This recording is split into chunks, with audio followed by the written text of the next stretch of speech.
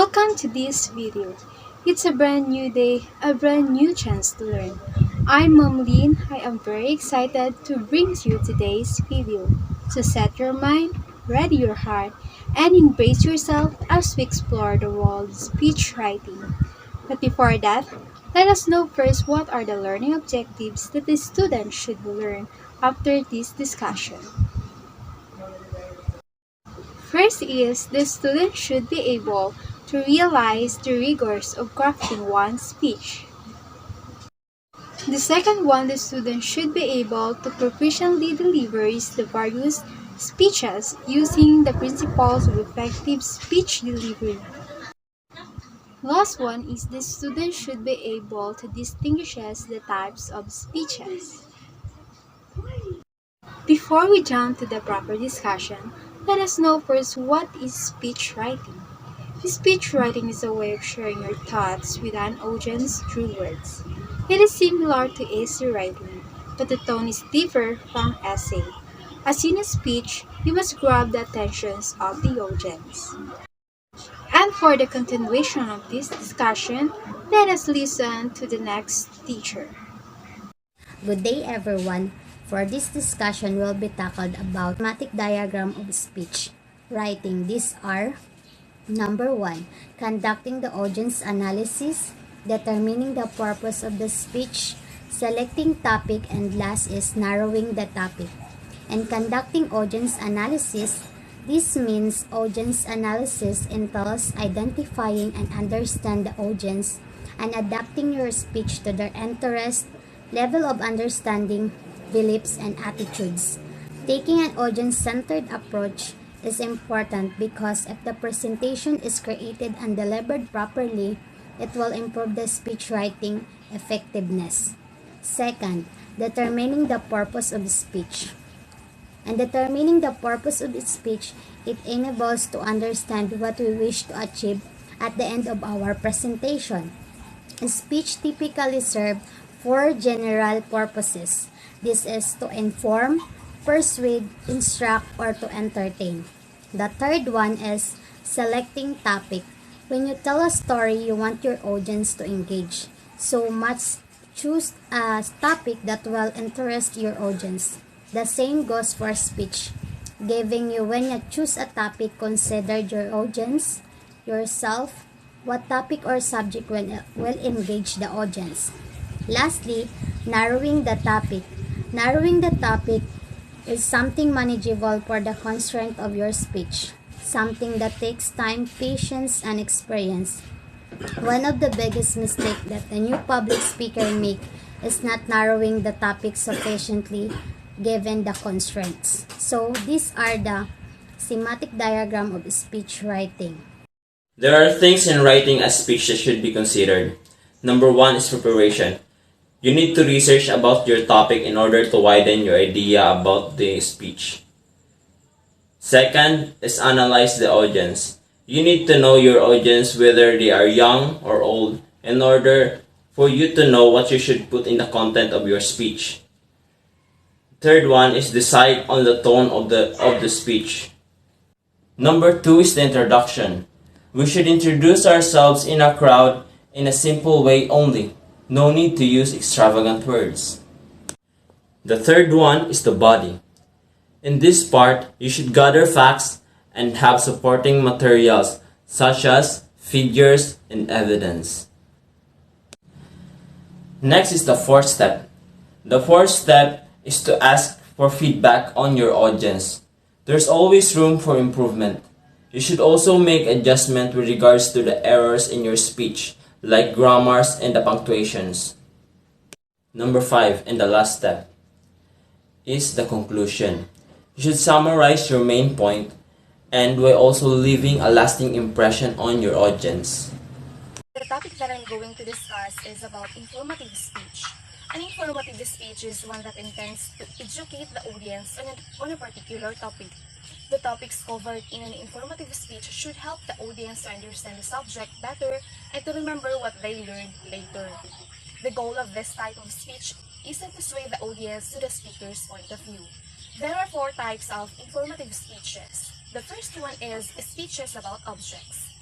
Objects are things that are tangible and thus recognized through sight, hearing, taste, or touch. The second one is speeches about events. It states that events are happening or occurrences, both past and present. The third one is speakers about concepts. Concepts are ideas, philosophies, hypotheses, or arguments. And the last one is speeches about processes. A process is how something is made, how something is done, and how something works. This analysis entails looking for into the profile of your target audience. This is so done so you can tailor fit your speech, content, and delivery to your audience. So, what is a target audience and why do you need one? Before you can start listing your target audience, demographics or browsing through the types of target audience, you need to understand why segmenting your list of would-be traffic in the first place. A target audience profile is simply a specific group of customers most likely to respond positively to your promotion, products, and services. Often your target audience and analysis will be based on specific factors like location, age, income, and so on. Three-step approach to defining a target audience. First, conduct target customers research. Compile all of your existing intelligence on your target market and look for opportunities to learn more about it. Additionally, use Google Analytics to drill down into your site traffic and perform a deep audience analysis.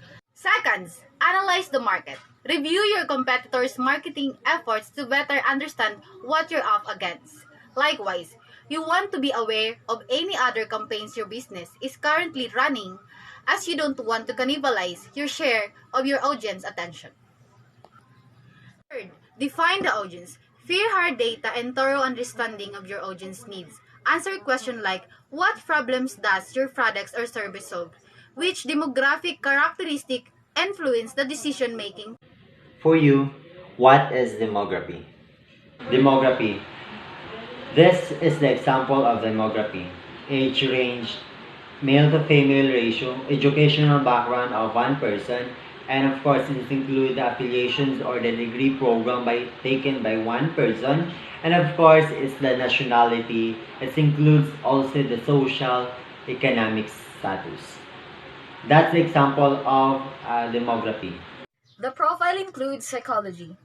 Psychology speech topics about our mental everyday state. Think about testing emotional intelligence or even hypnosis and catharsis, brought together in informative statements for writing on mind setting. Psychology is generally a diverse topic of study, and so there are virtually hundreds, if not thousands, of themes to use for your essay. The best way to choose a solid topic for your psychology informative speech essay is to narrow down your options. Look out for a suitable subject of concern that comes with plenty of resources and ideas.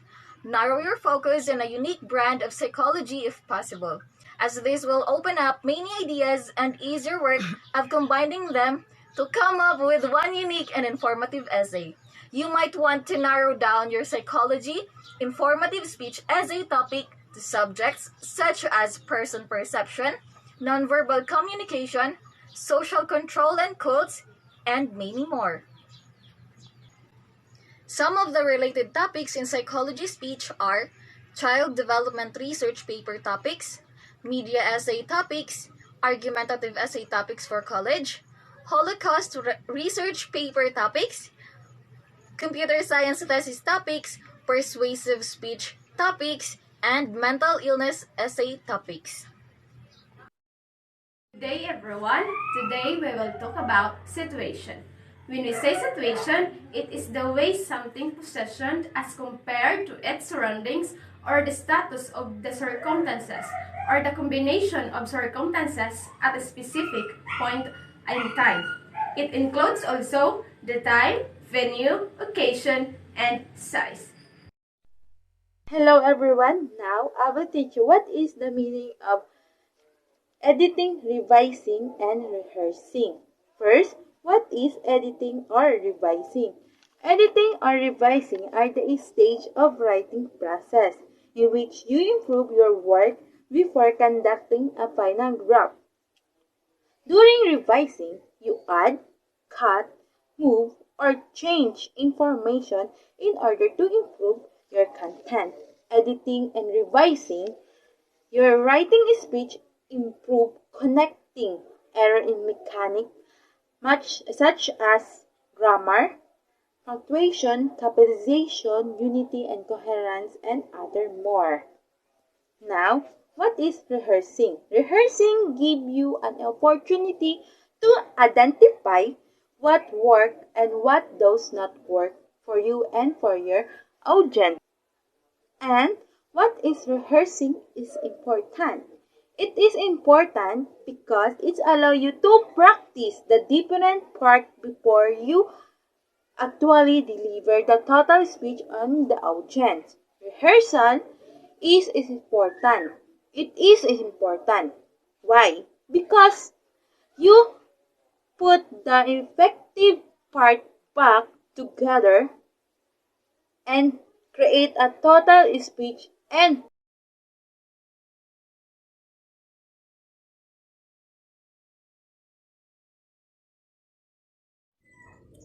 Entertaining speech. Entertaining speech is speech designed to captivate audience attentions or amuse them while delivering a message. Entertaining speeches should communicate a clear message, but the manner of speaking used in an entertaining speech is typically different than a traditional informative or persuasive speech. What is the purpose of entertaining speech? The primary purpose of entertaining speech is to have the audience relax, to entertain, smile, and enjoy the occasion.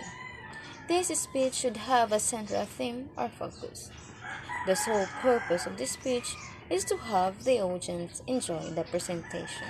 For example, I will never forget how my mother doing my hair when I was in 5th grade. My hair was too long and there's so much laces on it. She was sick seeing me scratching my hair. So she decided to cut my hair. He grabbed a chair, he took out the scissors, and started doing my hair. When she finished it, and when I looked at the mirror, I looked like the it was too short and with the bangs. So, here are some ideas how to get a topic entertaining speech that to keep the audience engaged while delivering a message. First, the worst joke I ever heard. Second, first time I got caught. Third, why did the chicken actually cross the road? Fourth, how I got my nickname. Fifth, how to how the toddler go to sleep in 383 AC steps. Fifth, my worst date ever.